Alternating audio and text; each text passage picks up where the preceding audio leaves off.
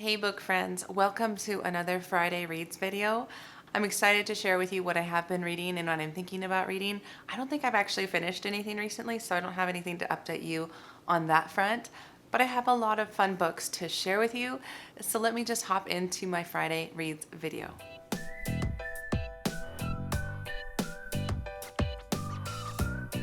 Hey guys, welcome to the channel if you're new here. Welcome back if you've been coming for a while. So I love making these Friday Reads videos, and please excuse my voice today. I have a bit of a cold, so it sounds a little bit raspy, but I wanted to share all of the books I've been reading because I've been really liking some of them and some of them not so much. So let me just hop in. So I usually start these videos with what I have finished reading, but I haven't finished reading anything. I'm actually in the middle of 4 different books, kind of halfway through a lot of them. And so for some reason, I just haven't been able to finish any of them, which is not a big deal. I'm enjoying my reading experience. So let's start with this one. So In the Woods by Tana French. So this was a book that was for March. It was part of a March buddy read for April's channel, Getting Hugga With It. I'll link her below. But I am still reading it. I'm still reading it, you guys. I got a little distracted. If you saw my wrap-up video, you saw that I got a little distracted by Assassin's Apprentice by Robin Hobb. I am still thinking about that book, and I just really loved it. And so this kind of got put on the back burner, but that is okay. I am about 144 pages into it, so I have not made much progress since I last talked about this book. But the basic premise of this book is that it is about a man named Rob Ryan, who is a detective on the Dublin Murder Squad, and he and his partner Cassie have been assigned a case from his hometown.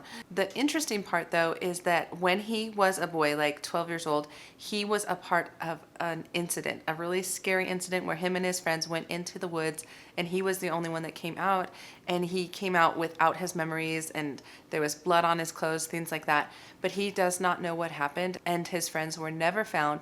But now him and his partner are going back to that same small town, and there's been another murder of a 12-year-old girl, and it goes from there. So far, I feel like the book has been a lot of character development, like of the main character, Rob, as well as his partner, Cassie, and just their relationship. I've really enjoyed their interactions with each other. I felt like it is very real to how a case is solved. Like at points you're like, this is kind of tedious, but I feel like that's more reality than a lot of like maybe the crime TV shows that are on. And so I liked that, but at the same time, I am feeling a little bogged down. And I think it's going to change, and I think it's going to get better because this is not necessarily a small book. It's 104. I'm 144 pages into a 426 page book. So I still have like almost 300 pages left of this book, right? Yes. So we are definitely still in the setup part of the investigation, like what they're finding, who they're interviewing, things like that. And I'm ready for a little bit more action, and I'm ready for things to get interesting. And the funny thing is I usually love a slow-paced book, but I really haven't picked up too many slower-paced detective type books or murder type books. But I think it'll be good. A lot of the people in the book club from last month liked this book, so I'm excited to finish it. I just need to finish it. I feel like I'm just kind of on the fence, to be honest. It's not exciting enough for me to pick up, and I have gotten distracted by a number of other books in the meantime, which doesn't mean that it's not going to be a good book for me, but it does mean that it's lost my interest. So that's where I'm at with that book. Hopefully, by the next time I check in on another Friday Reads, I will have finished it. Hopefully, I will have finished it. So the next book I picked up, and I am in the middle of, I think I'm about at the 100-page mark. I'm mostly listening to this book, is this one, Red Rising by Pierce Brown. Now this has been on a number of my TBRs. I've been really wanting to pick it up. I have heard good things about it, and I really haven't dived into science fiction too much. I've been reading a lot more fantasy, but I'm really curious about science fiction. And so I really wanted to pick this up and to kind of get into this world. And the basic premise is the Earth is in bad shape, and the people of Earth had to find somewhere else to live. And they started with Mars and some other planets. And that society is broken up into kind of a caste system. And it's based on colors, and the reds are the bottom. Like they're the bottom of the caste system, and the golds are the top. And so this follows a main character named Darrow, who is born as a red. And now the red's job is to mine for this specific element, like helium-3 or something, that is needed to terraform Mars, which basically means to make it inhabitable by humans, like to grow plants and things like that. I don't totally understand. That's okay. And anyway, so he's part of that, and it's just a hard work. It's like slave labor, and they are just oppressed by the upper societies, and they're not allowed to do certain things, and it has some serious consequences when they do. So he is in a very oppressed group of people in this world. And then some stuff starts happening, and he starts learning more about what's really going on, that they were told a lot of lies, some of those being that people are waiting for the Reds to mine everything they need to mine before they bring more people to Mars. He finds out that's not true, that the surface is inhabitable and wonderful, and they're still in these mines. And so he gets angry, and he wants to kind of seek revenge, or at least go after the people in charge. And that's so far what's going on in this book. Now, my thoughts. I'm, like I said, about 100 pages in. I am really enjoying it. I feel like I haven't been bogged down by too much detail or too much like sciencey type stuff. I feel like the author did a good job of introducing you to the characters, so I'm connected more to the main character of Darrow and some of the side characters around him in his life. And now I'm getting to a part in the book where his eyes are being opened and things are being revealed to him. Now it's getting a little bit confusing. There's a lot more to pay attention to. And since I'm listening to it, I feel like I need to switch to either doing both, which I've never done, like an immersion reading where I'm listening and reading, or I just need to read, because I do better when I read with my eyes than my ears. And so I think I need to either switch over to this and potentially start tabbing some of it, because I feel like there's a lot of necessary information, especially about all the different colors, their role in the society, what is the big overarching plan for Darrow moving forward in this kind of revenge plot sort of idea. And I feel like I'm getting a little lost, and sometimes that's okay. I'm okay to roll with things being a little bit confusing as long as it starts to line up and as long as I'm understanding enough, which I think I am. And so I am enjoying my experience so far. I'm buddy reading this with my sister, so I'm excited to see what she is thinking of it. But so far, the first 100 pages I am enjoying, and I really want to keep picking it up. So that's Red Rising. So far, so good. And then as for the book that I have reading the most lately, it has been The Lost Girls of Paris. And so this is by Pam Jenoff. And I am buddy reading this with Amanda from the Curly Reader.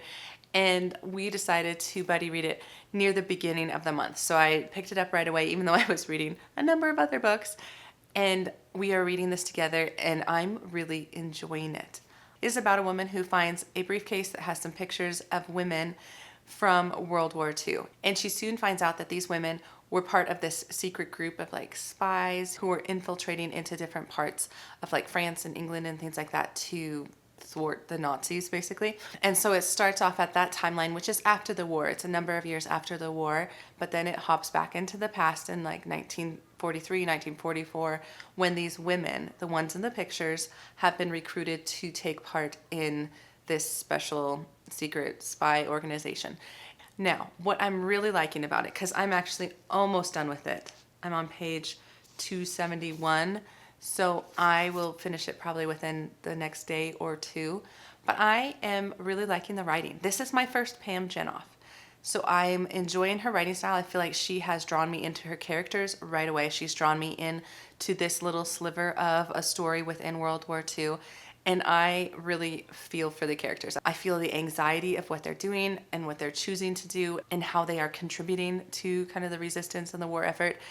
And I'm really liking that. I mean, there are some parts in here where I'm just like, oh, we don't need to do that. Because I, for the most part, don't need romance in my historical fiction. And it's not very much, so don't hear that. But when that happens in historical fiction, I don't know if I always love it. I think I just kind of get caught off guard. Like, I'm not expecting it. I'm totally in this story about people like dying and risking their lives, and I'm just like, really? Gonna fall in love now? I don't know. That's just me though. I'm a little cynical in that because I don't expect it. But anyway, I'd say for the most part, my reading enjoyment has been pretty high. I've really felt connected.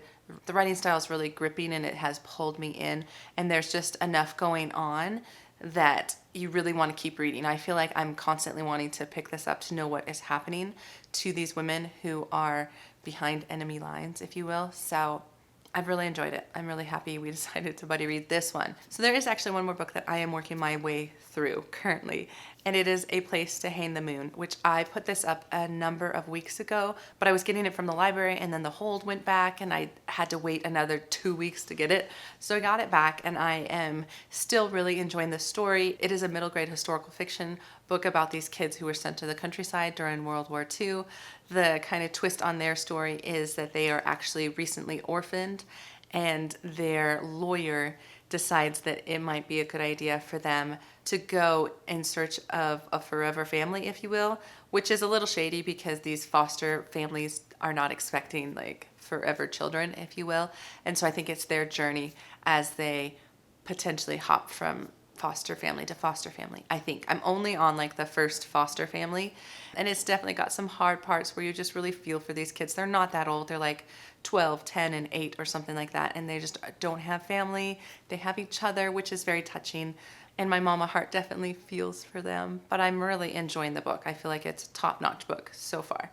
So I'm still reading that one. So those 4 books I'm currently reading, and I'm sure I will finish something by next time I check in, but I'm enjoying those. As for what I want to pick up next, I do have a small stack of books here, and most of them are from my April TBR, which I played that spinner game, which was really fun. I'll link it above if you haven't seen it. But I do have another buddy read that I want to fit in early in the month before my husband's surgery, because that's middle of the month, and I want to make sure I can get to these books. And so this is the one I am reading with Sara from Sara's Reading Nook. I'll link her down below as well. She's super sweet. And this is called Beasts and Beauty, Dangerous Tales. And this is short stories. It's a short story collection of a number of fairy tales. And I think they take kind of a darker twist. But I have heard good things from a number of you who have said that you have read this and really enjoyed it. And I am not a person who reads a lot of short stories. Actually, I'll take that back. I never read short stories. I just don't pick them up. So I'm intrigued. Like, this was Sara's idea and it wasn't even on my radar. So I am so happy we are buddy reading it, and we'll start that probably here soon. So that's going to be one of the next books I pick up. And then as for what's calling to me from my April stack, I have 2 books. I'm not sure. I'm not sure what I'm going to pick up. They're these 2 books. So I want to get to both of these. It's just more a matter of what do I feel like when I finish what I'm reading. So there's Thunderhead, which is the second book in the Arc of the Scythe series by Neil Shusterman. And I really enjoyed Scythe. I read it in January. It was a quick read. It's a YA fantasy book. It's kind of dystopian about this world that has conquered death and nobody can really naturally die anymore. So then the society needed a group of people called scythes to kind of cull the population, basically to keep population under control. And there were these 2 recruits who were being trained up to be scythes. I think it was Citra and Rowan, and they just had a lot of interesting things happen in that first book. It was pretty fast paced. It was really interesting. And so I'm really curious to know what's going to happen in this book. I actually haven't even read the synopsis. I don't think I will. I just want to continue with the world and see what happens next. So this one is probably what I'll pick up. But if for some reason I'm just not feeling that, then I do have this book, which is called The Ruin of Kings by Jen Lyons. And it's a big fantasy book that I've heard is slightly confusing. And the thing is, confusing doesn't always bother me. I like confusing if eventually the narrative kind of gets told. Like if it's giving you piecemeal of things and you're kind of filling in the gaps for yourself. I mean, confusing in the sense of like, what's that book? The 7.5 Deaths of Evelyn Hardcastle. Super confusing book, but I loved it. I loved that it was giving you things and you're kind of puzzling it together in your head, which I think from what I've heard of other booktubers talk about this book, I think that's what this is. It is about a boy named Kieran, and he is currently in prison, and him and the person in there with him, I'm not sure exactly, are exchanging stories. So he's like, well, I'm going to tell the story of how I got here. And then I guess the person that is with him is like, oh, no, we need to go back further and tell that story even more. So she goes back, adds more details, and then it kind of brings the story to present day. And I think it's about Kieran, who grew up hearing all these like fantastical stories about dragons and castles and knights and all these like heroic things. And then for some reason he becomes claimed as kind of the missing son of a treasonous prince. He gets swept up into all of that, and then he quickly learns that it's not all those heroic tails and that he does play a role, but it might not even be a positive role. He might be the one to destroy the empire sort of idea, which just, I mean, it sounds big and broad, and I think there's like 5 books. They're all really big, but that sounds really fun. I feel like it'd be fun to hop into a big fantasy series, especially if it's confusing, but on purpose confusing, which I really do like. So I don't know. These 2 are the ones that I'm feeling like picking up, but we'll see. This is kind of a funny month for me. Like I shared, my husband is having surgery, and I just, you know, you never know what's going to happen. But those are the books I am currently reading. Those are the ones I'm thinking about reading. And then I also wanted to update you a little bit on my kind of like health journey and stuff I've been talking about. I thought I would just tack it on to the end of Friday Reads in case you guys are interested. But I am moving slow through my research. Like I said, I think I'm leaning towards starting with this kind of an idea, with like a paleo clean eating sort of idea, but I'm taking it really slow. Like for instance, this week I've been working on like switching out healthy fats. Like I've been switching to like grass-fed butter as opposed to like the Smart Balance I usually buy. And I'm thinking of starting to make my own salad dressings, which I haven't yet, but I want to. So if anybody has any good recipes for that, please put that down below, because that's kind of the next thing I'm working through. Like I'm taking it very slow, and I'm just focusing on one thing at a time until I feel like I've got a pretty good handle on that, and then I'll switch to the next thing. And I feel like this is just a really good place to start. It is not where I intend to like stay, because again, I don't feel like a restrictive sort of eating plan is my goal. I do like grains, and this one is kind of anti-grains, but I feel like it's a good place for me to start practicing some things. So anyway, I'm switching out some of my healthy fats, and I'm also starting to make almond milk, which is really easy, guys. And I thought it would be really expensive, because almonds can be a little bit expensive, but once I figured out how to make it, then I did all the math. Of course I did the math. I wanted to make sure that this wasn't a ridiculous thing to make. It was a little bit cheaper than store-bought almond milk. And it tastes really good, and it's really easy. It's really easy. So anyway, I have been enjoying that. I will link Jacqueline's video where she talked about how to make almond milk. It was just a really simple tutorial from her lifestyle channel. And so I'll just link that below as well, because I like following her stuff.